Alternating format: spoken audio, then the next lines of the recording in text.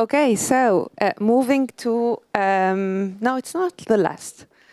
So moving to our next talk from Telespazio, Germany, and it will be given by Mr. Balaji Kuppusamy. Yes. Okay. Balaji joined Telespazio Germany in 2009 and serves as a space security technical manager, leading cybersecurity initiatives for space systems, with 25 years of hands-on experience in safety on mission-critical aerospace and space projects. And my tablet is off. Sorry. So he brings deep cross-functional expertise in systems engineering. Welcome, Balaji, and with him we have Alexandra Weber. So Alexandra joined Telespazio in 2023, specializing in security analysis and the secure design of space domain systems. Previously, she was a research assistant at TU Darmstadt, where she focused on side channel vulnerabilities in cryptographic implementation. So please, the floor is yours. Thank you. I'm Alexandra Weber from Telespazio Germany, and I'm here with my colleague Balaji Kuppusamy, also from Telespazio Germany, and we will be speaking about tracking security framework implementation in space systems. Our motivation, which will not come as a huge surprise to people here at CYSAT, is that cybersecurity in space systems is increasingly threatened and becoming a more and more severe problem. Space applications are indispensable parts of many areas of our daily lives. They're used for navigation, communication, Earth observation, and also for many security-critical and safety-critical applications. And they are increasingly under attack. We have seen in previous presentations already a couple of examples of vulnerabilities and of attacks. One prominent example is also the attack on the CYSAT network. And the massive impact that these attacks can have is making them more and more attractive also to advanced persistent threat actors. What makes cybersecurity in the space domain special are mainly two things. On the one hand, the exploitation of vulnerabilities in legacy systems, so systems that have been launched a long time ago before the cybersecurity research and the level of attacks and vulnerabilities was at the level that we have today. And because these systems are still around and also have limited computing capacity, limited memory, which we could use to fix them now retroactively, this exploitation of vulnerabilities in legacy systems is becoming one increasing problem.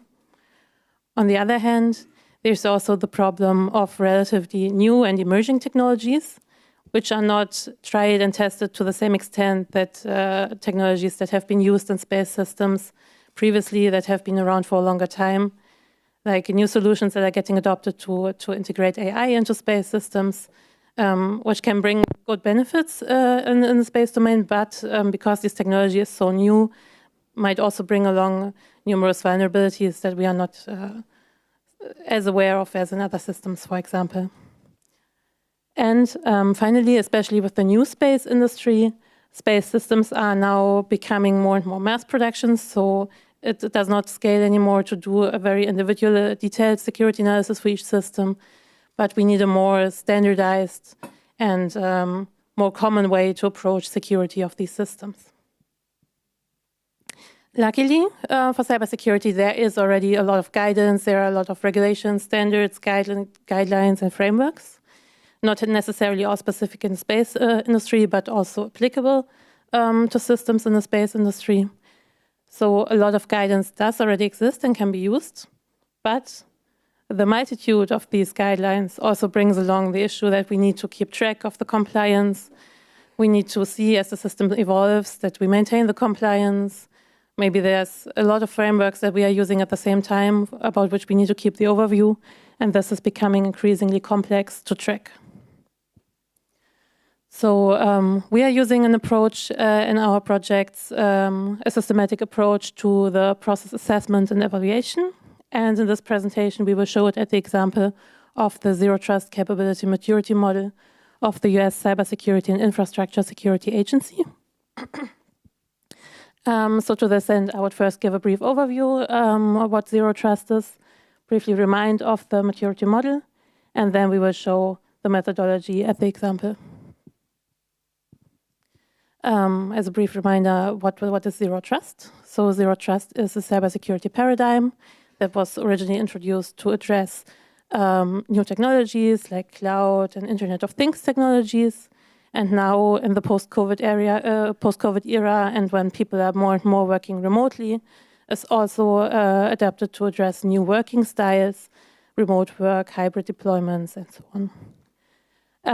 The US National Institute of Standards and Technology defines Zero Trust as Zero Trust provides a collection of concepts and ideas that are designed to minimize uncertainty in enforcing accurate, least privilege per request access decisions and information systems and services in the face of a network viewed as compromised.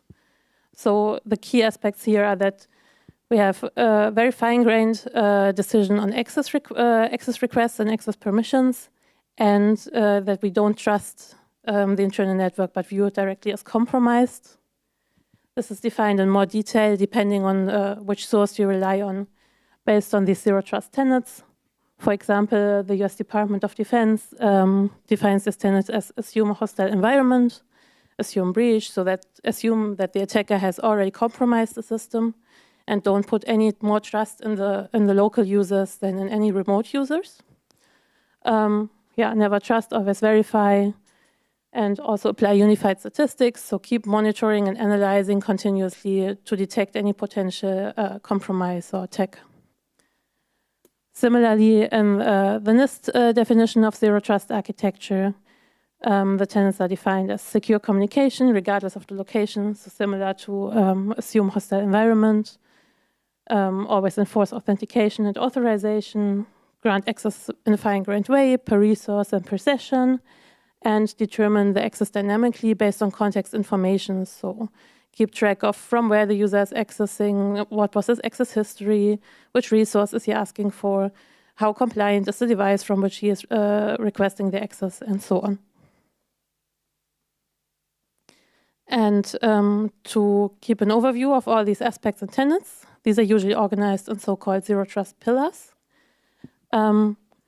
Usually the user pillar, which includes aspects like authentication, identity management, the device pillar, which includes aspects like endpoint security and keeping track of the compliance status of the devices that are connected to the system, network and environment, application and workload, and data. And then depending on the source that you're consulting, some aspects are viewed as additional pillars or as cross-cutting aspects. For example, visibility and analytics, so the continuous monitoring, sometimes viewed as a pillar, sometimes viewed as a cross-cutting aspect. Automation and orchestration, and usually cross-cutting aspect, governance, so having policies and cross-organization standards. The maturity model that we will use as an example is the maturity model by the CYSAT. The reason why this maturity model is very useful is that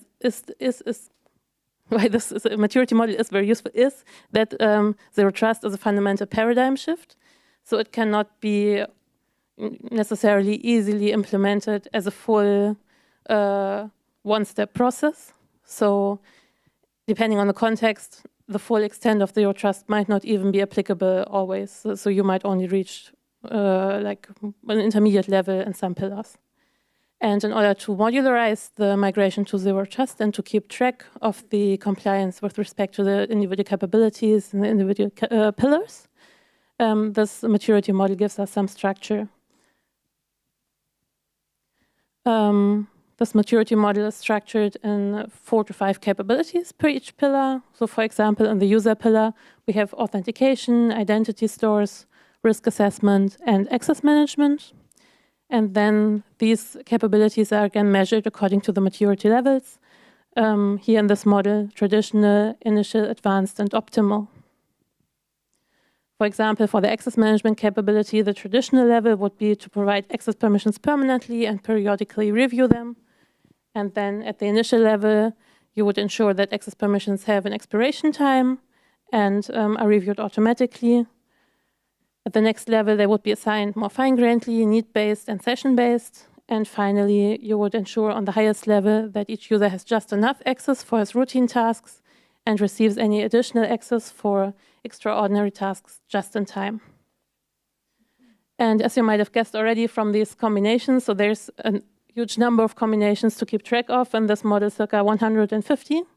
So this is actually a good example of why we need to keep track systematically of the compliance.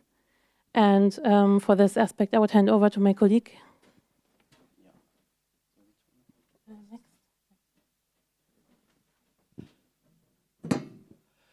Okay, good morning. So thanks, Alexandra. So continue from Alexandra's presentations. Actually, having presented by Alexandra, so we are now facing the problem like organization started implementing multiple security controls to protect our infrastructure. And the floods of security controls are sometimes implemented without any control and any organized way. So in order to ensure this, we are trying to harmonize and follow some process. So we take standards like NIST and standards like CYSAT or ISO. So they will provide guidance. The problem with this kind of standards is normally it's assessed at the level of organization, higher level, and it's not flowing down to the lowest level. So to address these problems, to ensure that we are implementing all the frameworks and process in our organization in a streamlined way, not duplicating or try to reuse. For example, one department may be using one framework and they implemented some security controls and can be reused in other organization controls.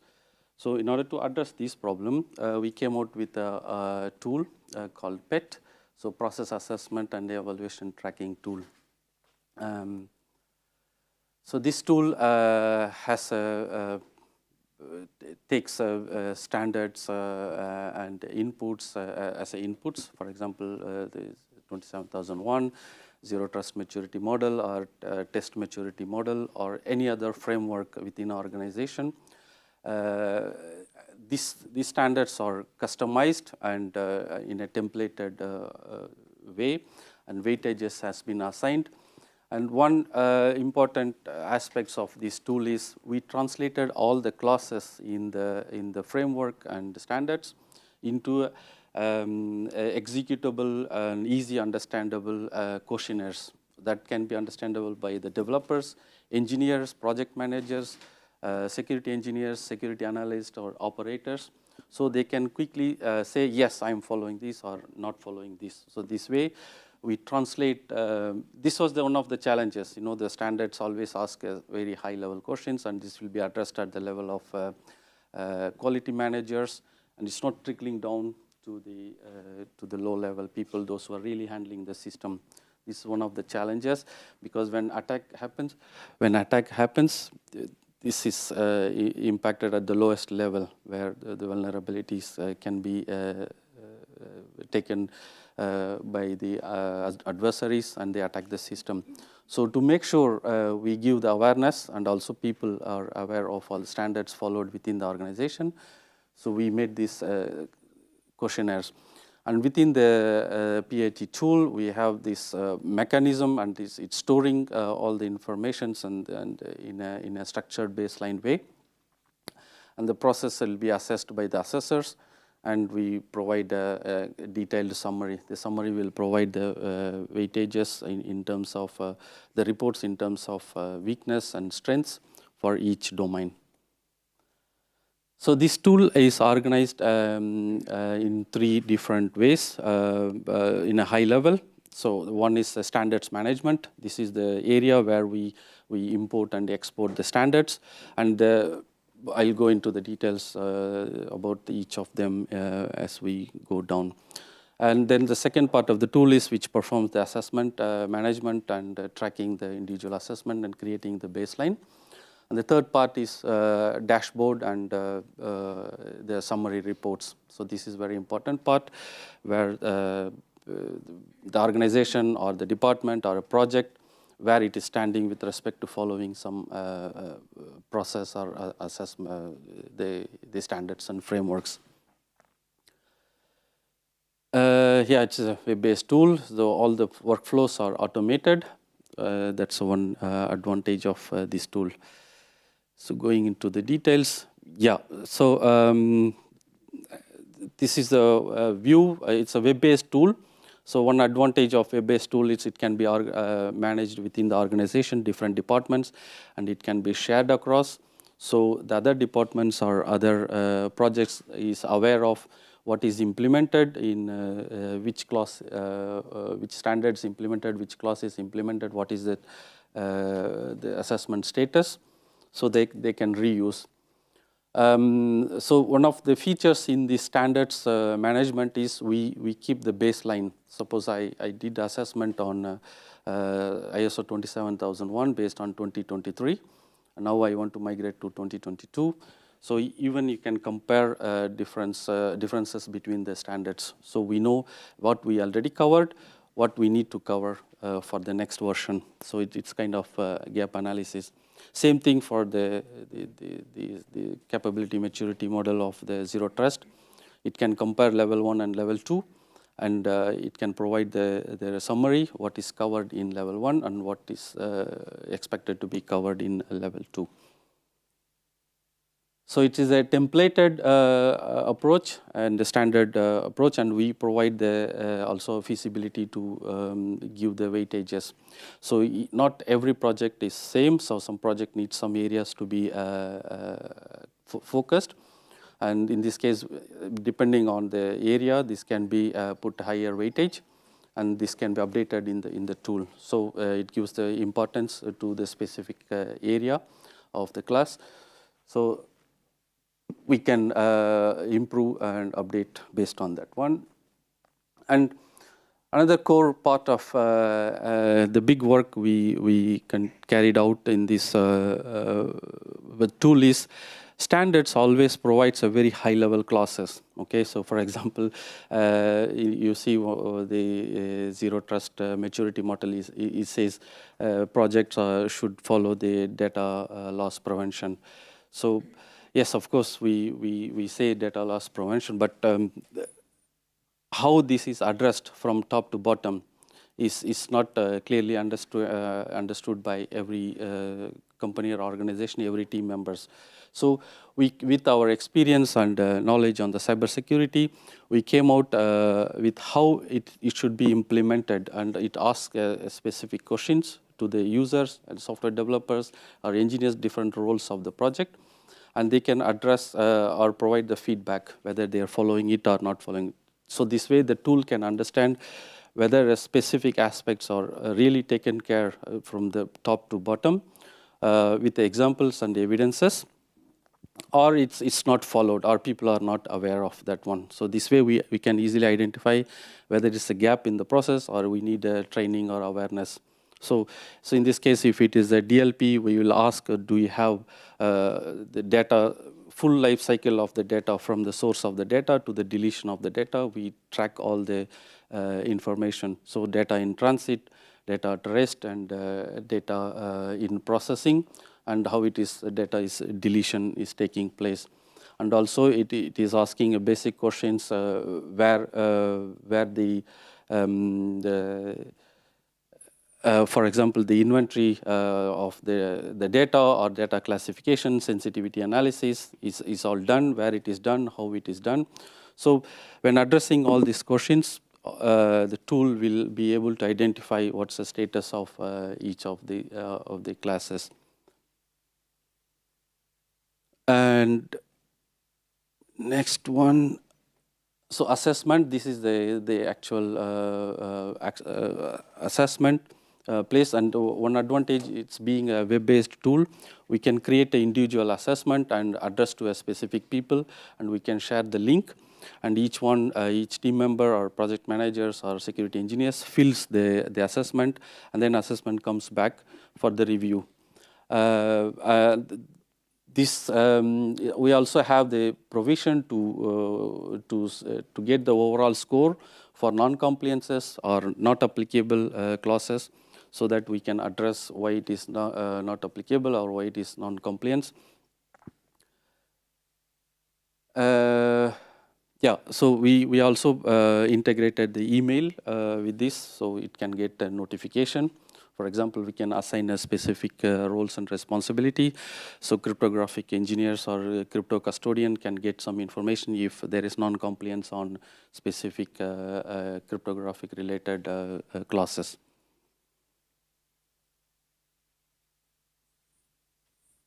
Yeah, so this is one of the views. So it's asking simple questions, and we maintain the weightage for each of the classes. And these questions are repeated until the specific class is fully addressed with the different questions. And so there is option to select whether this specific class is implemented or not implemented or partially implemented. And it's, there is a mandatory justification and reference where it is implemented, and show the put the references for the security controls. Yeah. So each assessment can be exported as a summary, as also the Excel file or JSON format, and this can be archived for the future reference, and can be provided to perform the offline analysis. Yeah, one of the other main feature of this tool is to track the assessment, and you see how it is evolving, each of the evaluations. So one of the classical example in our case is zero trust maturity model. So we can assess different levels, and we store each assessment with the different versions, and this can be compared. So this will provide the evolution of the security controls from one level to the next level. And this also groups, the reporting functionality will group based on each domain and the weakness and strength of each of these classes. So this will provide a clear indication in which domain we are lacking. So for example, if you are lacking in encryption, or if you are lacking in authentication, what is lacking, what needs to be implemented to improve the overall security postures. Yeah, we have different dashboard and the reporting against each of the standards and each of the versions, and that can be compared, and it can be exported to manage within the organization how we are progressing, how to track the overall process. So yeah, these are all different views, and then we, like I said, this is a web-based tool, so we can create a new users and to start a new assessment, and this can be easily managed in this tool. And so we can create different roles and responsibility for a new assessment, and then this can be forwarded to different users for carrying out the assessment. So these are all the standard features to manage the tool. Of course, it's a tool, all the data are secured, and make sure that the data are not shared outside. So we have all the auditing logs, so we track all the activities, who is logging in when, and which assessment was carried out, what time, who is performing which audit task activities. Yeah, so this covers the tool, and also we showed our other activities. So these are additional activities we are working on in our company. For the tool, please come to our booth, the first one here, so we can show some demo. Yeah, so thank you very much. This is our booth located. Yeah, thank you very much. Thanks for your time.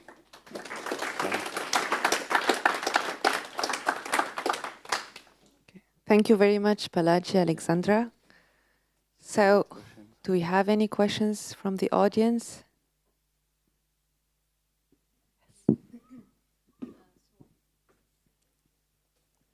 If I understood correctly, there is an initial manual process to ingest the standard into the tool. And do you have to do the same also for the questions? I mean, how do you define the questions? Yes, this is the main brain of this tool. Actually, this is the population of initial data is is the challenging, and also we want to make sure it is more practical and the real-time examples. This is a challenge, and we are doing it. We did it for ISO 27001 and Zero Trust CMM level 1 and 2. So we, with our practical experience and knowledge, also with our colleagues, and we perform some internal interviews and publish these questions. It is a manual task, and it has been done, and it is a database is created for that. So one point is we put these questions also editable. So any customization or increase the weightage or decrease the weightage, that can be done in the tool. Yeah, thanks. Okay. Do we have another question?